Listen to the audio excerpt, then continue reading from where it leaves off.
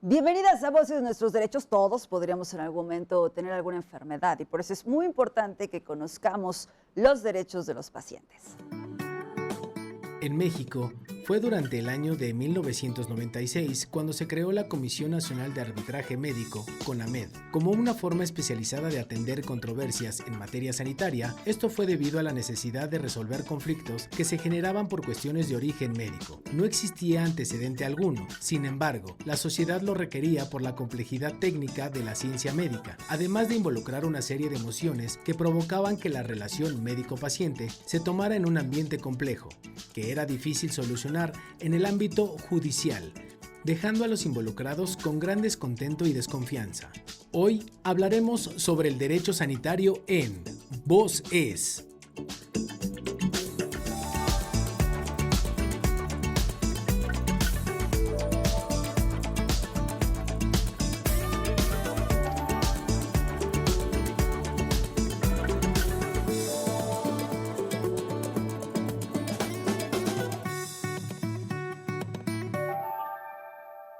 ¿Qué tal? ¿Cómo están? Bienvenidas, bienvenidos a este programa Voces Nuestros Derechos. Yo soy Michelle Onofre. Agradezco su atención en las señales del Instituto Morelense de Radio y Televisión.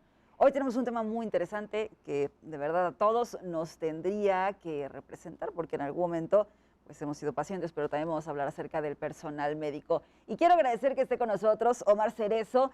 Él es asesor de la Confederación Médica Latinoamericana y del Caribe. ¿Cómo estás? Muchísimas gracias por estar con nosotros. Hola, ¿qué tal, Michelle? Qué gustazo me da saludarte y qué bueno que podemos aquí compartir con la audiencia pues toda la información necesaria sobre sus derechos en materia de salud, que es tan importante y tan oportuno en este tiempo.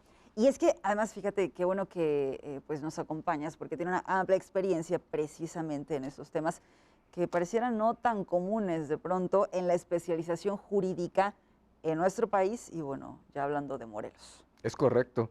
De hecho, el problema que tenemos con el derecho sanitario es que como tal en México no está reconocido. Es una rama auxiliar del derecho y no es una especialidad en forma como existe en otros países. Y tenemos la paradoja de que una de las grandes figuras del derecho sanitario a nivel internacional es mexicano y tiene más presencia en otros países de América y en España que en su país natal. Y bueno, pues eso ha generado mucha desinformación por parte de personal de salud, pero también de los usuarios. Y es bien importante que la población conozca sus derechos en materia de salud y no se confunda con los diversos términos que hay en la materia.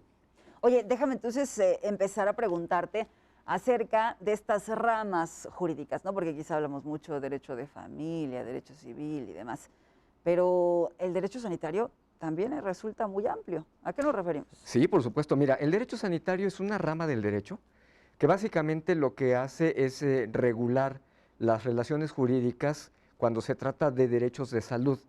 Particularmente en México estaría circunscrito al artículo 4 constitucional, que está mal comprendido también. Se les dice que es el derecho a la salud, pero si leemos el texto constitucional, el real derecho que está protegiendo es el derecho a la protección de la salud y derecho de acceso a los servicios de salud, que es muy diferente al derecho a la salud llano. Si fuera el derecho llano, en el momento en que nos enfermamos, nos da una gripilla, una infección intestinal, ya estaríamos violando nuestros propios derechos. Entonces, tenemos una mala concepción primero de los términos. Y una vez establecido eso, a partir del artículo 4 constitucional, y obviamente el artículo 27 de la Declaración Universal de los Derechos Humanos, que versa precisamente sobre el derecho en la salud, pues se decantan todas las demás disciplinas o textos auxiliares del derecho en materia de salud. Está la Ley General de Salud, están sus diferentes reglamentos y están 146 normas oficiales mexicanas, todas que versan sobre asuntos de salud. Y ese universo es el que compone el derecho sanitario en México. Se confunde, de hecho, en la propia comunidad médica llega a confundir el término derecho sanitario con medicina legal. Y la medicina legal es otra cosa. La medicina legal es la aplicación de todos los conocimientos médicos de un profesional de la salud en auxilio de las autoridades de procuración y de impartición de justicia. Entonces se cocinan de manera diferente. Entra más bien en los aspectos forenses la medicina legal, en tanto que el derecho sanitario entra sobre las leyes, sobre reglamentos que norman la relación entre personas y prestadores de servicios de salud. Oye, déjame entonces retomo un poquito lo que decías para partir de ese artículo 4 constitucional, ¿no? En efecto, pues hablar del derecho a la salud, pues nadie te podría garantizar la salud, en sí, ¿no? Pero sí es importante entonces que tengamos muy clara esa posibilidad de acceder a esos servicios. Sin embargo, aquí habrá muchas personas que nos estén siguiendo y digan, bueno, pero es que yo no tengo IMSS, yo no tengo ISSSTE, yo no soy de un derechohabiente de Sedena. ¿Qué pasa? ¿Ahí se está rompiendo este derecho? No, no, de hecho, existe diversa legislación desde hace mucho tiempo que, aunque sigue dispersa, de alguna manera se ha tratado de condensar en lo que se conocen como las cartas de los derechos generales. Básicamente, la Comisión Nacional de Arbitraje Médico ha conjuntado toda la legislación disponible que garantiza derechos para unos y otros, y en 1998 publicó las cartas de los derechos generales de los pacientes, de los médicos y de las enfermeras y enfermeros. Son un conjunto son 3 decálogos, vaya, que de manera enunciativa nos dicen cuáles son nuestros derechos, cuáles son los derechos del personal de salud, y obviamente están fundados en diversas disposiciones jurídicas que permiten, pues, a cualquier persona consultar esas fuentes de derecho y confirmar que en efecto están protegidos estos derechos. Entonces, aquí lo que nos hace falta es conocimiento por parte de la población, y agradezco mucho el espacio para invitar a quienes nos están siguiendo a que se echen una asomada a ver estas cartas generales de los derechos, tanto de pacientes como de personal de salud, entrando a la dirección www.gov.mx/CONAMED, que es la Comisión Nacional de Arbitraje Médico, y ahí van a poder accesar a las cartas de los derechos generales, que ahorita con mucho gusto te los enuncio rápidamente, para que pues, aquí de primera mano los conozcan, pero puedan abundar un poquito más allá sobre estos derechos y buscar en la legislación exactamente de qué manera están protegidos estos. Antes de que pasemos a profundizar entonces en estos derechos de pacientes y también desde luego el personal de salud, preguntarte, cuando hay un conflicto entonces, es decir, yo empiezo a aducir que hubo un problema respecto a la atención médica, ¿a quién me dirijo? Justo porque estás platicando acerca de esta comisión. Así es. De hecho, pues mira, la Comisión Nacional de Arbitraje Médico se creó en 1996 y empezó a tener efectos en 97, que lo que tiene por objeto es, pues de alguna manera, mediar y conciliar cuando se presentan algunas controversias en la relación médico-paciente. Aquí el problema es que fue creada por un decreto y tiene un reglamento, pero propiamente no existe una legislación.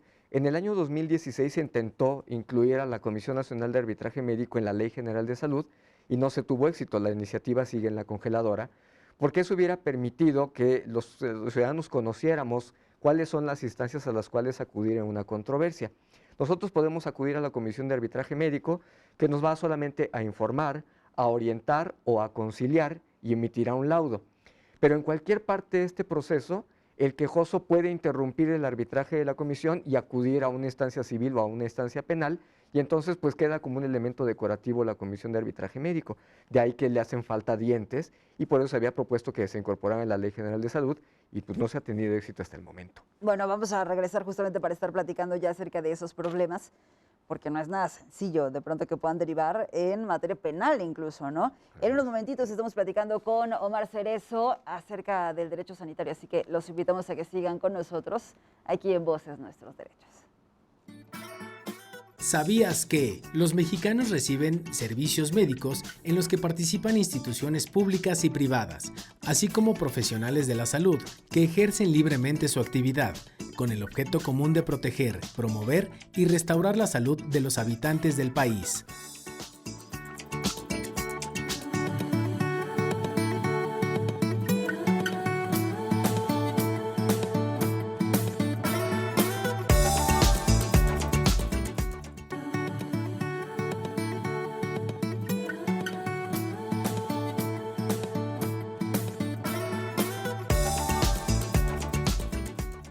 Muchísimas gracias por seguir aquí en Voces Nuestros Derechos. Hoy estamos platicando con Omar Cerezo, quien es asesor de la Confederación Médica Latinoamericana y del Caribe, y hablamos acerca de las definiciones, derecho sanitario. Entonces, para que todos estemos en el entendido de a qué nos vamos a referir. Y algo muy importante es que conozcamos nuestros derechos como pacientes. En algún momento pues tenemos alguna complicación de salud, acudimos a recibir la atención. ¿Y a qué tendríamos derecho, Omar? Bueno, básicamente los primeros derechos fundamentales están repartidos en la Carta de los Derechos Generales, pero los voy a unir en uno solo por obviedad de tiempo, que es el derecho a recibir atención médica y a recibir atención médica de urgencia. En cualquier unidad, ¿eh? Esto no aplica que uno tenga que ser o no derechohabiente de alguna institución de seguridad social. Cuando se presenta una urgencia, en cualquier unidad de atención médica se puede recibir a un paciente. Esto es, por ejemplo, un accidente y entonces te remiten a la unidad más cercana o la unidad que tenga disponibilidad o cómo opera. Y no necesariamente un accidente, por ejemplo, hay personas que en la vía pública les da un infarto o un preinfarto y requieren atención inmediata. Se llaman a los servicios prehospitalarios, a una ambulancia, y la ambulancia acude al sitio más próximo posible, que puede ser un hospital del sector privado, un hospital del sector social o un hospital público, y no se le debe negar una atención. Está obligado el personal de salud a darle la atención a un paciente de ese tipo. Incluso en los casos, digo, es muy triste decirlo, pero se presenta mucho aquí en el Estado, cuando hay un hecho de violencia en donde una persona es víctima de una agresión y resulta lesionada por arma de fuego o arma punzocortante, pues se le tiene que atender, pero también debe saber el usuario que al tratarse de un asunto legal debe ser notificado el Ministerio Público para que tome conocimiento de los hechos y se inicie una carpeta de investigación. Hay ocasiones en donde llegan personas a las unidades médicas exigiendo la atención, no se les puede negar, pero también deben saber que se tiene que llamar al Ministerio Público y en cuanto saben eso se les notifica, ellos deciden no recibir la atención y es otro derecho que tienen los pacientes, a decidir sobre su atención o no. Entonces ellos pueden decidir recibir la atención de un profesional de la salud o rechazarla. Obviamente tienen que llenar una carta en donde están rechazando la atención para también proteger jurídicamente al médico. Ahorita vamos a ver esos derechos. Otro derecho que tienen los pacientes es el derecho a que se les oriente, se les apoye para recibir una segunda opinión en su diagnóstico. Y para conocer su diagnóstico, otro derecho que tienen es a ser debidamente informados sobre los padecimientos que tienen y la atención médica que se les va a realizar.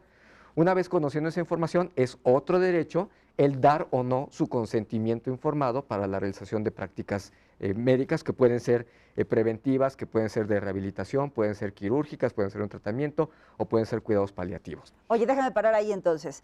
Si estamos hablando de que ya, bueno, te dan el diagnóstico, ¿no? De pronto la gente que nos esté siguiendo seguro se preguntará, bueno, ese cuando te emiten una receta, pues no nos dicen exactamente qué es lo que tenemos, vemos muchos terminología incluso propia de del personal de salud, que en muchas de las ocasiones pues nosotros no entendemos, ¿no? Desde el tema de los medicamentos, diagnóstico y demás. Ahí es cuando podríamos preguntar directamente a quien nos está atendiendo. Sí, claro. De hecho, las condiciones básicas que establece una carta de consentimiento bajo información indican que se debe proporcionar la información de manera escrita, de manera verbal, o sea, con palabras que entiende el paciente en la vía verbal, e incluso proporcionarles la información sobre el padecimiento que tienen si es que la requieren. Y existe mucha literatura médica sobre los padecimientos que pueden tener las personas para que estén plenamente conscientes de qué es lo que tienen, cuáles son los tratamientos que la ciencia médica acepta de manera general y ya el paciente decidirá libremente si decide o no recibir la atención médica. Ese es un segundo punto muy importante. Entonces, ya una vez que tengo el diagnóstico, también tendría que tener posibilidad de tratamientos. Es correcto. No es que directamente este es el que se te asigna y ya está. Así es, por eso también está salvo el derecho a recibir una segunda opinión. Se puede consultar a otro especialista que quizá tenga una opinión de tratamiento distinta o incluso hasta un diagnóstico distinto. Y es un derecho que tienen los pacientes, no necesariamente se tienen que casar con el primer diagnóstico que les hacen. Obviamente en las condiciones de urgencia, dependiendo del estado clínico del paciente, es si se puede dar esa información o el paciente está en un grado de inconsciencia tal que necesita tomarse la decisión a través de otras entidades. En este caso, en los hospitales, son a través de los comités de bioética que tienen los propios hospitales y ellos son los que toman la determinación de si se da la atención o no. Oye, y en ese sentido, hace un momento ahorita que hablaste la palabra de inconsciencia, si estamos en un tema de accidente o en alguna de estas urgencias que ya nos comentabas y la persona se encuentra inconsciente, ¿quién decide si va o no va a los tratamientos? Lo que nos indica tanto la norma oficial mexicana como el reglamento general, el reglamento de la Ley General de Salud en materia de prestación de servicios de atención médica, es que el paciente, si no está en condiciones de dar su consentimiento informado, puede hacerlo un familiar o su representante legal. Y ante la ausencia de estos, los hospitales están obligados a contar con comités, diversos comités, entre ellos el de bioética, que es un grupo de expertos tanto en medicina como en aspectos éticos e incluso hasta religiosos puede haber en algunos comités, quienes toman la decisión. Y con esta decisión están de alguna manera liberando de responsabilidad al profesional de la salud si da una atención para la cual no había recibido directamente un consentimiento informado. Es importante que tanto los médicos conozcan esto, porque es su protección jurídica, como los pacientes, porque es su derecho. Y obviamente si no se puede dar ese derecho, la prioridad número uno es salvar las vidas de las personas. Si no pueden manifestar ese consentimiento, para eso intervienen los comités y por eso es obligatorio que las unidades médicas los tengan. Ahora sí continuamos entonces, ¿qué otros derechos tenemos? Obviamente tienen derecho a recibir trato digno, respetuoso, que muchas veces no se presenta por las condiciones de una urgencia, pero eso no amerita el que sea una persona maltratada en la atención médica. Entonces, merecen un trato digno, respetuoso y que no se les hagan procedimientos innecesarios. Actualmente en el Estado de Morelos se está buscando una vez más tratar de legislar en materia de violencia obstétrica, pero eso ya está legislado, se encuentra en el reglamento de la Ley General de Salud, se encuentra en las normas oficiales mexicanas y estaríamos sobre legislando. Es obligación del personal tratar con respeto y con dignidad a las personas y eso nos lleva a otro derecho, el derecho que tiene el paciente a ser tratado con confidencialidad sobre los padecimientos que tiene. Esto se presenta mucho en casos en donde son susceptibles de discriminación, pacientes con VIH, que debe ser preservada su identidad, y este también nos lleva a otro derecho. Los pacientes tienen derecho a un expediente clínico, y el expediente clínico tiene dos tipos de derechos que están pues muy estrechamente vinculados. El derecho profesional, al secreto profesional del facultativo, del médico, y por otro lado, la protección de los datos personales del paciente. Y aquí sí es importante aclarar el punto, porque en 2016 el INAI sacó publicidad diciendo que los pacientes eran propietarios de su expediente y que era su derecho exigírselo a la unidad médica. Y no es del todo correcto. De hecho, se hizo un llamado al INAI para que corrigieran su publicidad y la eliminaron por completo. Aclaro, la norma oficial mexicana nos dice que el expediente es propiedad del facultativo o del el establecimiento, mientras que la titularidad de los derechos por la información que está proporcionando son del paciente. Y esto sí tiene que quedar bien claro para que no nos confundamos, porque los únicos que pueden solicitar un expediente clínico completo son las autoridades de Procuración de Justicia, las autoridades administrativas de la Secretaría de Salud o un juzgado. Bueno, vamos ahorita a desglosar todo esto que nos está comentando. Platicamos con Omar Cerezo acerca de derecho sanitario y ya en estos momentos de los derechos de pacientes. Vamos a hacer una pausa, estamos aquí en Voces Nuestros Derechos, volvemos.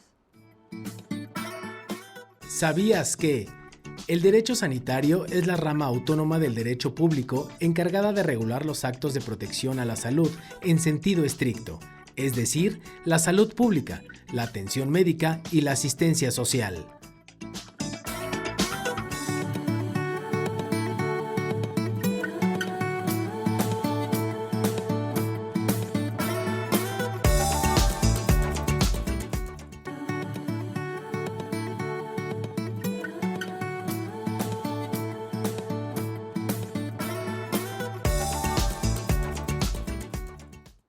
Muchísimas gracias por seguir aquí en Voces Nuestros Derechos. Hoy estamos platicando con Omar Cerezo, agradezco que esté aquí en el estudio de Voces, porque nos platicamos, por ejemplo, tema del expediente clínico.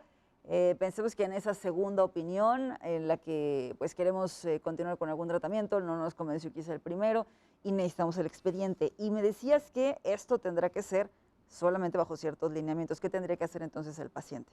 Bueno, el paciente tiene el derecho a solicitarlo al médico tratante una segunda opinión y se le deben dar facilidades para obtener una segunda opinión.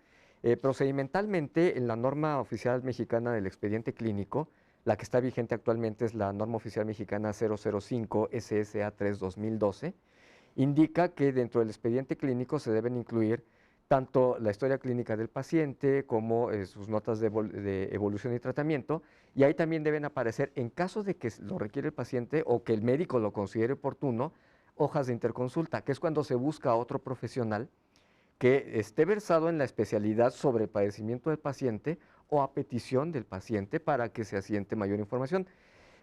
Y esta información permite que se tengan las dos opiniones, tanto del médico tratante como los tratamientos que sugiere el interconsultante. E incluso la norma prevé la posibilidad de la referencia y contrarreferencia, en que si está rebasada la capacidad operativa de un establecimiento, se puede referir al paciente a otro establecimiento donde sí se tenga la capacidad de atender el padecimiento de este paciente.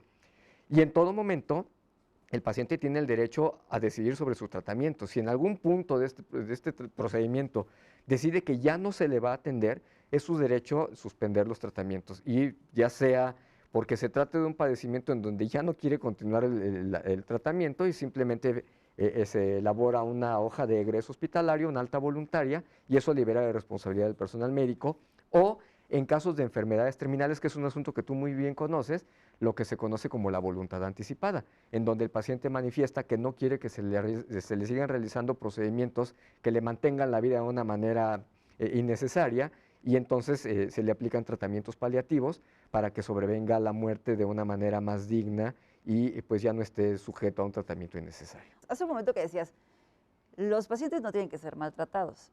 Y otra vez retomaría que quizá hay personas que no están siguiendo y digan, pues avísenle al personal del IMSS o del ISSSTE cuando llegas. Digo, desde el tema de la recepción, ¿no?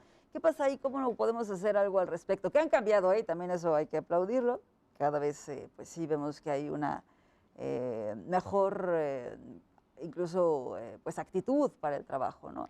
Y es parte, me imagino, de las capacitaciones que también van cada vez adquiriendo. Claro. Pero sigue habiendo quejas. Entonces, en ese caso, ¿qué hacemos? Sí, sí, por supuesto, sigue habiendo quejas. Dependiendo de la naturaleza de la queja, es a qué instancia puedes acudir. Cuando se está hablando de procedimientos de atención médica, lo que se conoce jurídicamente como el acto médico, que son los actos preventivos, de tratamiento, de recuperación, quirúrgicos incluso, se puede acudir en primera instancia a la Comisión Nacional de Arbitraje Médico. Hay personas que no deciden ir por esa vía y dependiendo de lo que ellos consideran una iatrogenia o un daño que se les causó, acuden a un juzgado civil en donde podrían presentar una demanda en contra de un profesional de la salud por negligencia, por impericia o dolo. Y hay otros pacientes que se van por la vía penal, en donde pues están acusando de la comisión de delitos en el ejercicio profesional a los facultativos. Son las tres instancias a las que se puede acudir. Sin embargo, la importancia de acudir a la Comisión Nacional de Arbitraje Médico es que ellos sí tienen mayor conocimiento del derecho sanitario y pueden orientar a los usuarios. Por ejemplo, en el tema de violencia obstétrica se le conoce como una violencia obstétrica la episiotomía, que no es otra cosa más que como el producto no puede pasar por el canal del parto, pues hacen una incisión adicional para que pueda pasar la cabeza. Hay ocasiones en donde en efecto es innecesaria y se realiza para hacer más rápido el procedimiento y eso sí amerita presentar una queja.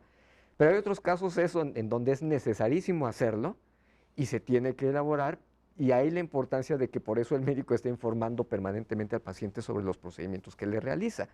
Si y eso sería ya en el momento del parto o previo, pues hay esta posibilidad. No, se presenta durante el parto, pero también parte del expediente clínico establece que se deben hacer anotaciones especiales durante los procedimientos, ya sea ginecobstétricos o quirúrgicos, lo que se llaman hallazgos transoperatorios. Si ahí se presenta otra condición diferente a la que estaba prevista en un plan previo, entonces se tiene que asentar y se tiene que informar al paciente lo que se hizo. Bueno, ahí sin duda también es otro de los temas importantes. Ahora, esto es, pues sí, personal de salud en general, porque habría varios que pudieran estar incluso involucrados. Pero decías algo súper importante. Quizá cuando nosotros nos referimos a una mala praxis, pues siempre le decimos que hay negligencia, pero hay diferentes pues, términos que también se pueden adecuar a lo que sucede con los médicos, ¿no? Es correcto. La negligencia es negligens, en latín, es no hacer las cosas con cuidado. La impericia es cuando alguien no está probado, viene de imperitus, no probado, y esto aplica básicamente cuando se hace un procedimiento por una persona que no está especializado en lo que se está realizando. Por ejemplo, hemos visto casos de médicos generales que hacen procedimientos de ginecobstetricia, no tienen la especialidad, o los muy llamados conflictos que hay con cirugía plástica, en donde la realizan médicos que no están especializados ni certificados como cirujanos plásticos. Y esto, cuando se presenta algún problema, es cuando se puede invocar que se presente una impericia. Lamentablemente muchas veces no se da la ocasión de señalar a alguien porque la mayor cantidad de las veces no pasa nada. Hay un riesgo potencial, pero como no sucede nada, no se presenta ninguna queja. Y las quejas se presentan cuando ya sucedieron los problemas. De ahí la importancia que los usuarios conozcan bien sus derechos y cuáles son las obligaciones también que tiene el personal de salud. En la otra cara de la moneda, también el personal de salud tiene sus derechos y tiene sus obligaciones para con los pacientes. Oye, ¿y cómo me doy cuenta si el personal médico realmente está preparado? Ahorita que comentabas el tema de los cirujanos plásticos, por ejemplo. Bueno, pues es obligación del personal de salud estar certificado por un consejo de especialidad que acredite que tiene el entrenamiento y las capacidades para el desarrollo de una especialidad. Hay aquí un problema. La ciencia médica no es una ciencia exacta y es una ciencia basada en evidencia. Y entonces se puede presentar un problema en cualquier persona. Tú y yo y los que nos encontramos aquí, que nos están viendo, pues podemos presentar la misma enfermedad y de 100 a los 100 nos aplica el mismo tratamiento, a 99 nos funciona y a uno no. Eso no es culpa del profesional de la salud, eso responde a la fisiología de cada individuo y puede ser muy diferente, reaccionamos todos de manera diferente. Y como esa particularidad no puede ser medida por la ley, lo que sí puedes regular es que el tratamiento que se te aplicó es por una persona que sí está entrenada sobre el tema. Y otra vez, aquí hay otra división. No es lo mismo un profesional de la salud, un médico, un especialista, que por decirlo en términos llanos y para que todos nos entiendan, es como un técnico que está perfectamente bien entrenado en técnicas quirúrgicas, no es igual a quien tiene una maestría o un doctorado. Las maestrías y doctorados tienen por objeto la investigación, la docencia, mientras que las especialidades médicas es la práctica quirúrgica. Y aquí es donde muchas veces se llega a presentar el problema. Confundimos un doctor en medicina con un médico y a los dos los confundimos como doctores.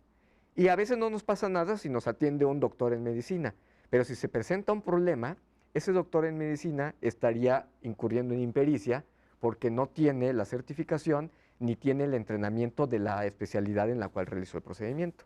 Importantísimo todo esto. Muchísimas gracias por habernos acompañado. Hombre, muchas gracias a ti y a tu amable. Y nos quedaron temas, así que ya estaremos retomando. Omar Cerezo, agradecemos que hoy esté con nosotros. Él es asesor de la Confederación Médica Latinoamericana y del Caribe.